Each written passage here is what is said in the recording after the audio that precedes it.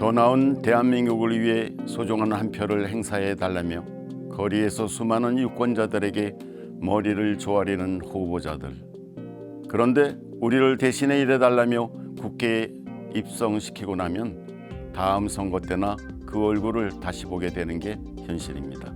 사회적 약자들의 마음을 대변하거나 나라를 움직이고 발전시키는데 꼭 필요한 법을 잘 만들 수 있는 신인 정치 지망생들과 여성들은 거대 양당에 밀려 그 이름 석자를 알리는 일도 쉽지 않습니다. 현행 선거제도가 가진 문제점, 이제는 알면서도 묵과할 수 없습니다.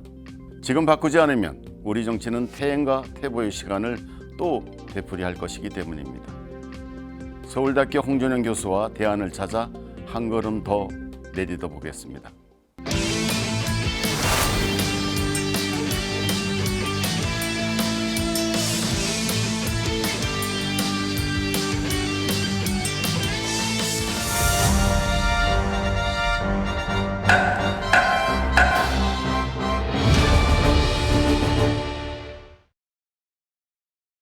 올해 초 윤석열 대통령은 국회의원 선거를 중대선거구제로 바꿔서 대표성을 강화하는 게 좋겠다는 발언을 한 적이 있습니다.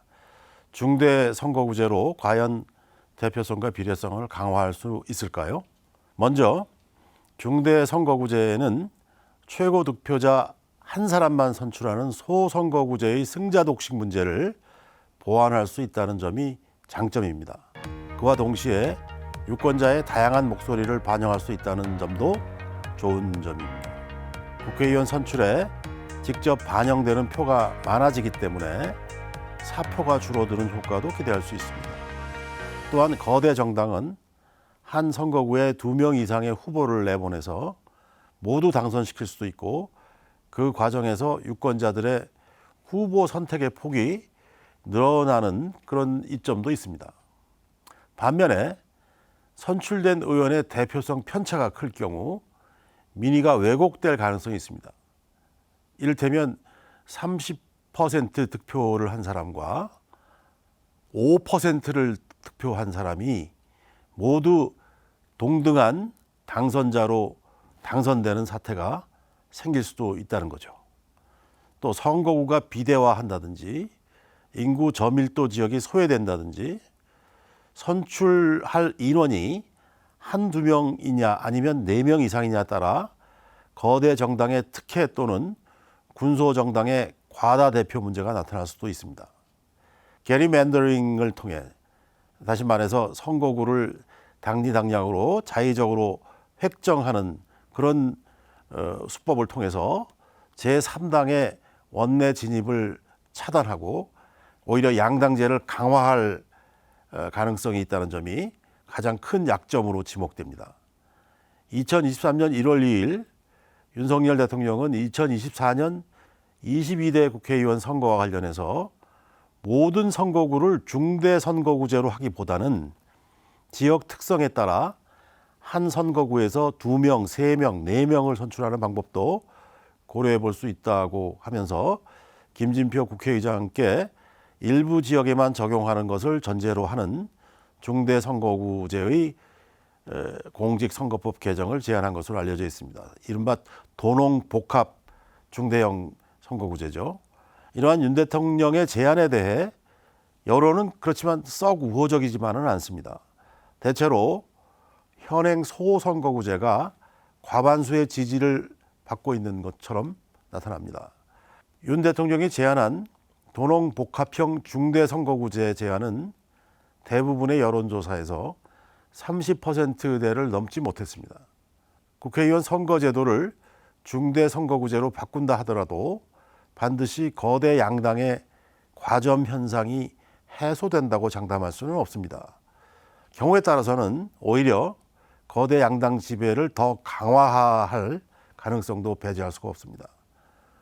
이를테면 거대 양당이 중대형 선거구에서 복수의 후보를 출마시켜서 싹쓸이할 가능성도 있다는 거죠.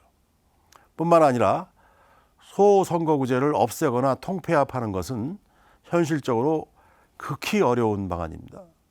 1972년에 10월 유신을 선포했던 박정희 정권은 유권자가 한 명의 국회의원 후보에 투표하지만 2등까지 당선되는 방식의 중선거구제를 도입해서 당시 여당이었던 민주공화당의 국회 장악을 시도했지만 실패로 끝나고 말았습니다.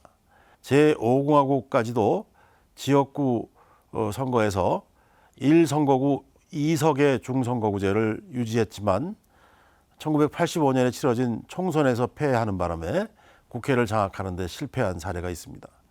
그러다가 1987년 60 민주항정으로 세워진 제6공화국 13대 국회의원 선거 때부터 지역구는 다시 소선거구제로 전국구는 독립비례대표제로 환원되었다는 사실을 상기할 필요가 있습니다. 또한 2006년 이후 지방선거에서는 기초자치단체 의원을 2명에서 4명까지 뽑는 중선거구제로 선출하고 있는데 특히 2인 선거구에서는 거대 양당의 지배를 더욱 공고화하는 결과로 나타났다는 점도 염두에 둬야 됩니다.